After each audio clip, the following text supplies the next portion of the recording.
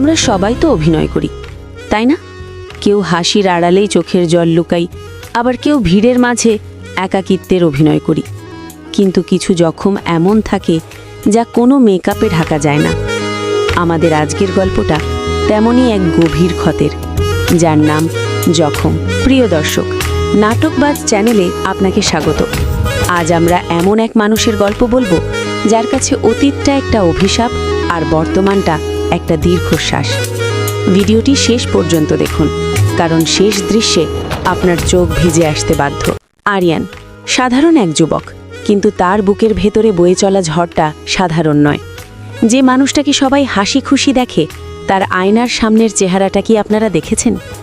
আয়নার ওপাশে দাঁড়িয়ে থাকা মানুষটার গায়ে জখমের দাগ হয়তো একটা, কিন্তু মনে জখম হাজারটা। বিশ্বাস করুন, যখন আপন মানুষগুলোই জখম দেয়, তখন মলম দেওয়ার মতো আর কেউ থাকে না। নীলা ওকে ভালোবাসে ঠিকই, কিন্তু আরিয়ানের ভয়, যদি তার অতীতের কালো ছায়া এই পবিত্র ভালোবাসাকে গ্রাস করে ফেলে। সম্পর্ক কি শুধু সুখে থাকার নাম, নাকি একে অপরের ক্ষতগুলো ধুয়ে মুছে দেওয়ার নাম?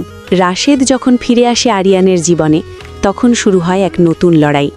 এক পাশে ঘর বাঁধার স্বপ্ন, আর অন্য পাশে অতীতের সেই বিভীষিকা। আরিয়ান কি পারবে তার এই জখম কাটিয়ে আলোর পথে ফিরতে, নাকি এই দাগগুলোই হয়ে উঠবে তার জীবনের শেষ গন্তব্য? জীবনটা আসলে বড় অদ্ভুত। আমরা যাকে সবচেয়ে বেশি ভালোবাসি, দিন শেষে তাকেই সবচেয়ে বেশি কষ্ট দিই। জখম নাটকের এই প্রতিটি মুহূর্ত আমাদের শিখিয়ে দেয় যে ক্ষতটা বড় নয়, বড় হলো সেই মানুষটা যে ক্ষতবিক্ষত হওয়া সত্ত্বেও পাশে থাকে। আপনার জীবনেও কি এমন কোনো জখম আছে যা আজও শুকোয়নি? আমাদের কমেন্ট বক্সে আপনার অনুভূতির কথা জানাতে ভুলবেন না। আর আমাদের এই বিশেষ নিবেদনটি যদি আপনার মনের কোণে একটুও দাগ কেটে থাকে, তাহলে ভিডিওতে একটি লাইক দিন এবং শেয়ার করুন বন্ধুদের সাথে।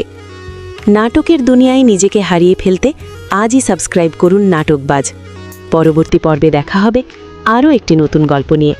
ততক্ষণ ভালো থাকুন, ভালোবাসায় থাকুন।